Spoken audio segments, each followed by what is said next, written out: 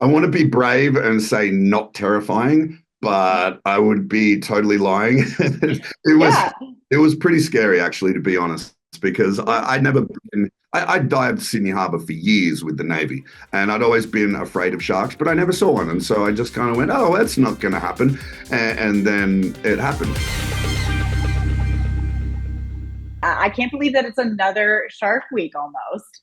I love it. It's the It, best week of the year. We work so hard all year to try and create these things. And the best part about it is, we get to go on these adventures. We get to do these crazy things. We get to learn all this stuff. And then we get this professionally homemade movie that millions of people can tune in and watch with us. It's so cool. yeah, basically, you're just going on all sorts of adventures. You're a very busy man this year. You've got a lot going on. So let's dive in. Let's first talk about Sydney Harbor shark invasion, because this brings you back to the site of your own 2009 shark attack. For the first time, what was it like going back like 15 years later and investigating another attack? I want to be brave and say not terrifying, but I would be totally lying. It was Yeah. it was pretty scary actually, to be honest, because I'd never been. I dived Sydney Harbour for years with the Navy, and I'd always been afraid of sharks, but I never saw one, and so I just kind of went, "Oh, that's not going to happen," and then it happened. And so now, for me to go back into that same area, the same murky water, actually looking for bull sharks with bait attached to me. I don't know if I'm stupid or brave, but the goal was to try and discover things about these bull sharks in Sydney Harbour, whether climate change and warming ocean temperatures are affecting their ability to migrate out. Are they staying in? Are humans more at threat because of this? So it was a very multifaceted journey for me, and very emotional too. Yeah, what kind of preparation for you just internally goes into returning and again, like attaching bait to yourself? That's wild. You're going to laugh at me because it's probably a very man way to do it. Uh, I just don't think about it. Yeah. Yeah. Just push that all down and wait until you're in the water. I'll deal with that when I'm in there. Yeah. Why worry about it now? Nothing's happened. I love that. I mean, what was the most challenging part of that investigation other than just obviously it being a pretty scary one? Well, the challenging part is finding the sharks. Everyone seems to think that you just jump in the ocean and sharks are there waiting. And we had a bit of a struggle just trying to find them because the water is so murky. They can detect us. They have this uncanny ability to be able to stay on the periphery of our vision, but they can see or detect us. And so Mm. trying to find them, even with bulk loads of bait, was probably our biggest struggle. And we knew they were there. We had the tracking data, but we still couldn't find them. And then obviously they find us. Right. Isn't that the case with them? Well, Mm. you're also looking into great white attacks in the Sea of Cortez with great white serial killer Sea of Blood. Now, tell me about how your insights as a shark attack expert, a survivor, were at play in this investigation. Well, the greatest tool I had here was the understanding and compassion of how seriously this affects not just the industry of this very small fishing village, but the whole community as a whole. Like the families, they all knew each other. It's a very small community, and their whole livelihood is based off of this fishing and this diving. So these are people that fish from the boats, but they also go into the water and dive on a hooker system attached to the surface. They're on the bottom trying to find these clams and seashells and things like that. And the great whites are coming through and killing them. And that has struck fear into the hearts of the whole community, where to the point where they won't go and collect the source of their income for the whole village. And so it's affecting their ability to do their work. It's affecting the happiness of the community. And so now it's, what are the options? Do we just go and try to kill these sharks and save our industry and our community, or is there another option? So being able to have the capacity to understand what they're going through and try and sway them to not want to go out and kill the sharks, but also implement tools for them to do their job while staying safe. It was a really big job because they weren't really open to trying to change. And so we Mm. really had to convince them that the sharks are not the enemy, and you can still do your jobs without getting attacked. Well, it's interesting too because you have got another special this week where it's kind of the flip side. You travel to this super remote island where the natives really do swim with sharks and they find harmony there. Tell me a little bit about what we're going to find there with real Sharkino. Yeah, this was a true adventure. I am very excited to see the finished product of this one because there were so many aspects to it that were just mind blowing for me. And like all first, the first time I've ever gotten out of the water because I was scared. Oh, Uh, wow. yeah, so the water there is bathtub warm. I'm just wearing a pair of shorts and my dive gear. I jump off the back of the boat, and I always thought that maybe a tiger shark or a great white would be the one to scare me out of the water. No, it was about 10 5-foot silky sharks all Oh, lined wow. in front of me as soon as I got into the water, looking at me like I was lunch. And these are sharks that have never seen a human being before, so they don't Mm. know. And they started trying to eat me. They were biting my fins, biting my tank. I just got out. I'm like, I was waiting for my two fellow dive mates to get into the water with me, so we had strength in numbers.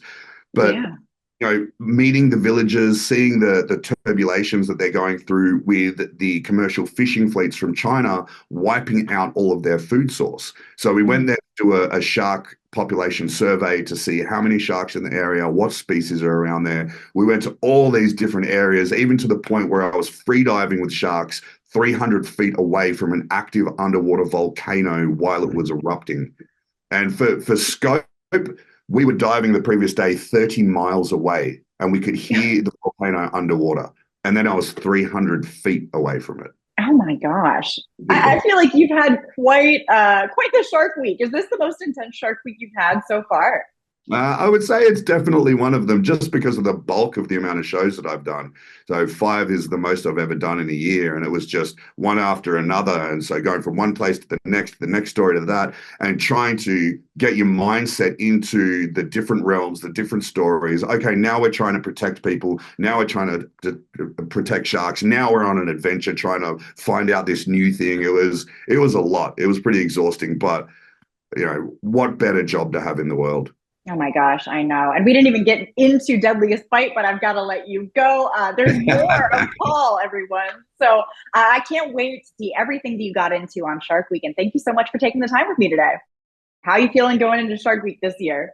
I always feel good about Shark Week, and I mean, what we do is so much fun as far as showcasing unique species and high diversity and weird, crazy alien-looking animals. And I feel like this year Japan was such a treat. It was one of my favorite trips we've ever done when it comes to sharks, and I can't wait for it. Yeah, we're going to get to see you on Alien Sharks Ghosts of Japan this year. I had no idea, but Japan had the largest diversity of shark species in the world. That's a wild thing that I didn't know after so many Shark Weeks. And I think it's so important to mention that, and most people don't know that. Like the level of endemism and diversity in Japan is unparalleled, but it's just not a friendly environment. It's cold, it's windy, it's turbulent, and being able to go there and spend the amount of time we did, which was quite long, and showcase all of these incredible species, of which we only scratched the surface of what is there, is such a treat. And it, just like you, it's going to allow people globally to understand how unique and amazing Japan's shark diversity truly is. Now, you set out on your adventure to track down the critically endangered angel shark this year. Tell me about the angel shark.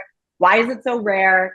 What does it take to find one? It takes a lot. This is six years we've been working on this project. So it's been ongoing for a hot second. And the Japanese angel shark is known as the yokai in Japan, which means ghost of the sea. And the reason being, it can appear and disappear. It can bury itself into the sand. It has perfect camouflage. I mean, it just checks all the boxes for being elusive and difficult to find. And in addition to that, because it's a sit and wait predator, it has a relatively small distribution globally. It's pretty easy to knock them out completely for fishermen. So they've been driven to the point of the edge of existence. They are critically endangered. There's just not that many of them left. And so finding one was always going to be a mission in itself. And not just finding one, but being able to find one, tag it, and create a protected area around that species was such a big mission. Hence why it took 6 years to put together. So it's great that we accomplished it. It was always going to be challenging, and I love doing that. I love the challenge of looking for something that's really rare, that's hard to find, that other people have failed at, and really just giving so much attention and focus on a species, and then being able to showcase all of the unique other creatures along the way, like we did in Alien Sharks. Yeah, you found what, 13 other species? How many other species did you track down on the way? 17 in total. 17. I don't know if they all made the cut, but I remember because we keep records of everything. 17 elasmobranchs is what we found in Japan. Oh my gosh. Which was your favorite? I know that we got to see some velvet dogfish shark births. That's pretty cool. But did you tell me a little bit about the other species that you found? Sure. Yeah, the shark birth was huge. I never could have anticipated that in a million years.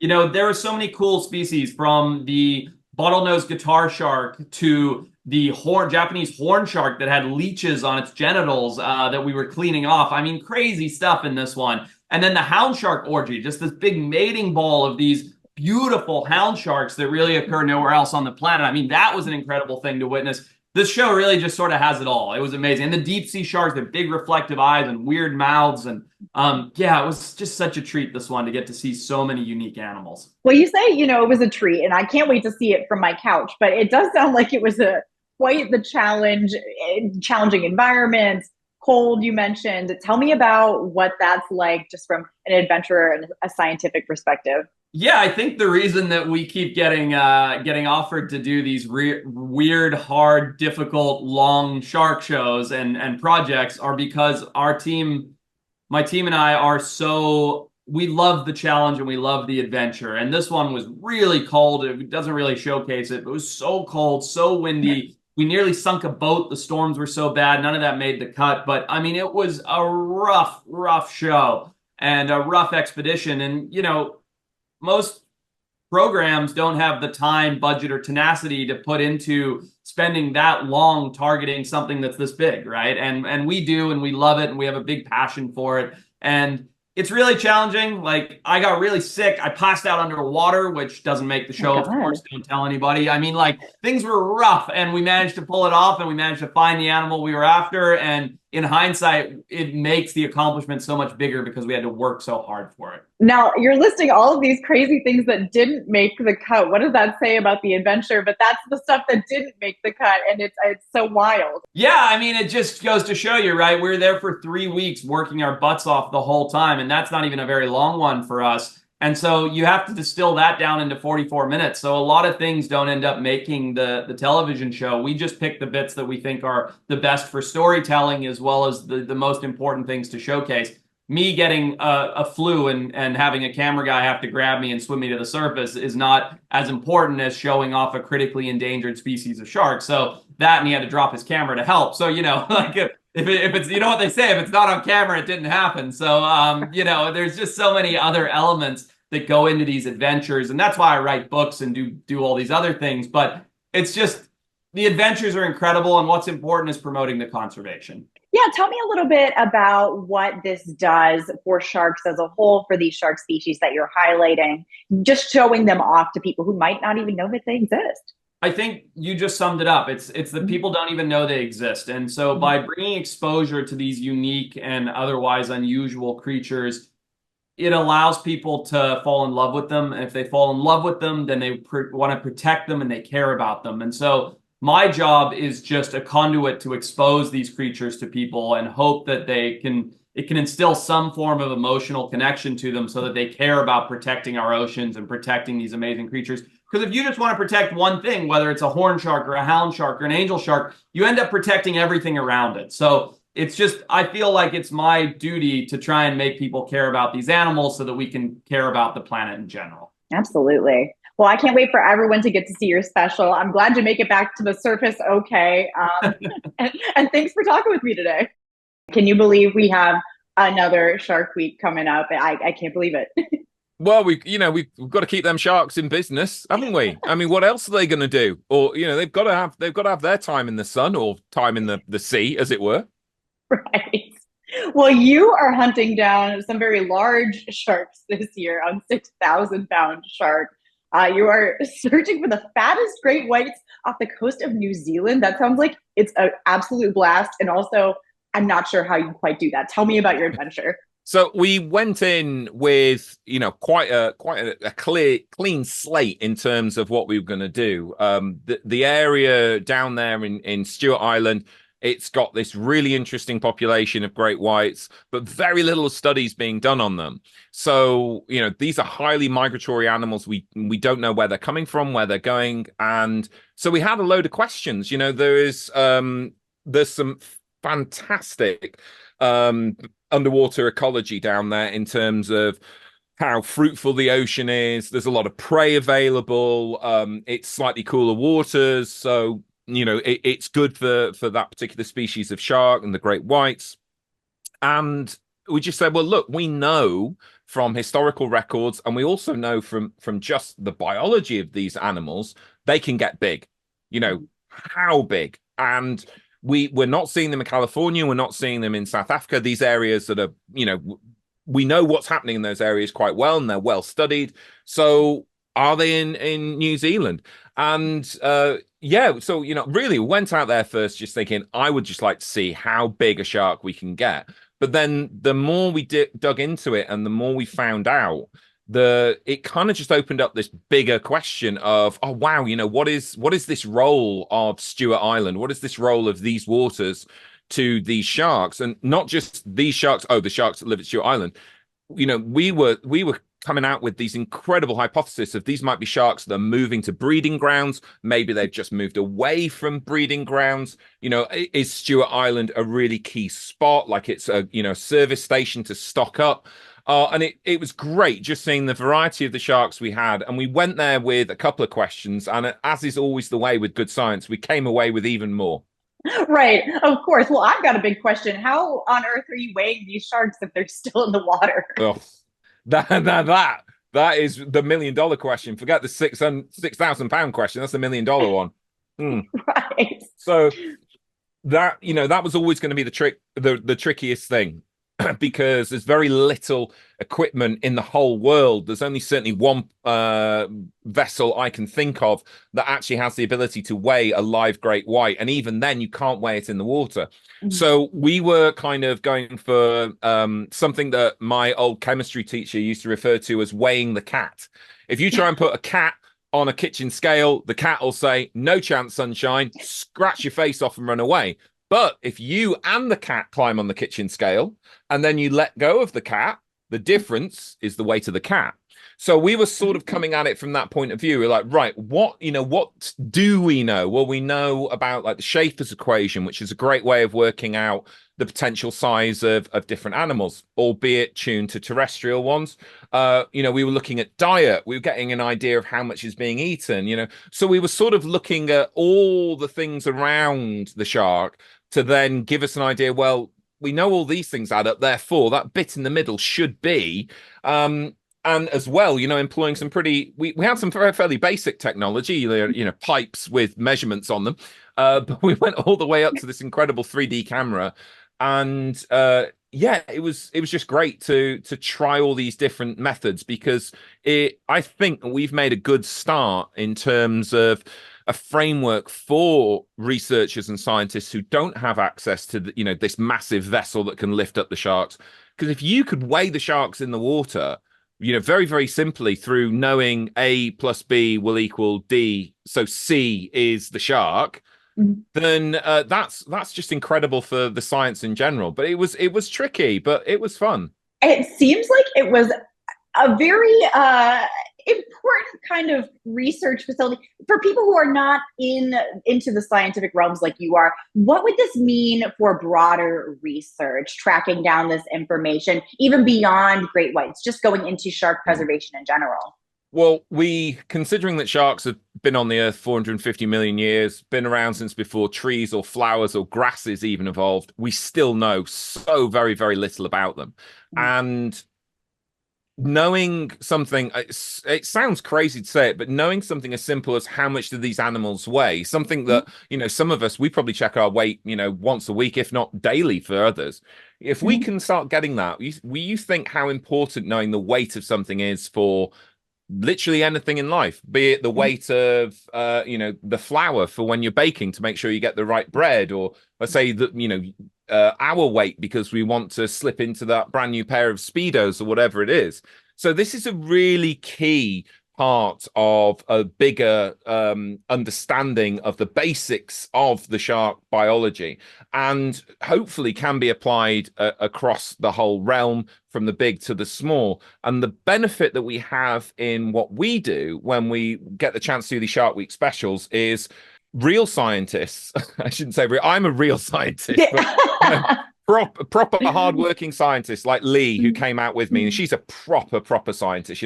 She works so hard, and certainly somewhere in South Africa, which in places is very impoverished, to try and get money to go and do this work is very hard, and they don't have it. So we're in a really great position to say, look, we've got a great idea, we've got a bigger pot of money because we're making a show, and we can basically go out and have like a bit of a smorgasbord of all these different scientific things, and that can be enough for a scientist somewhere else to say, right, they tried that, so they proved the concept, and that gives that scientist that extra bit of information to turn to a university or an institution and say, this is possible, look what they did, give me that money and I can follow this on. So I like the idea that we're starting with these, certainly with this show, we're starting this kind of journey for more condensed, harder science by this big firework display at the start, but actually there are some good nuggets of juicy fact in there, which is great for everyone involved. Absolutely. Well, and it's so fun for us to watch too. I cannot wait for everyone to get to see it. And thank you so much for talking with me about 6,000 pound shark today. Yeah, no worries.